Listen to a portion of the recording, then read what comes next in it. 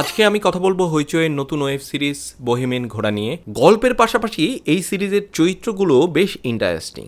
Casting অনেক চিন্তা ভাবনা করে যত্ন নিয়ে করা হয়েছে।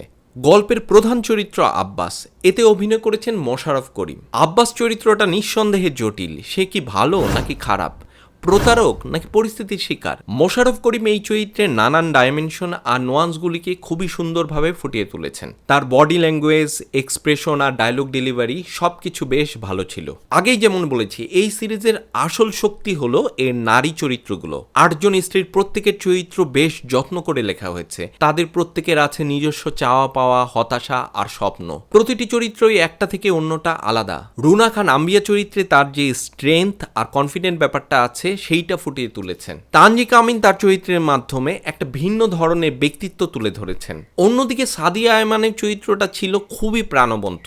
এইভাবে প্রত্যেকেই তার চরিত্রের ডেপথটাকে বুঝে সেই অনুযায়ী পারফরমেন্স করেছেন।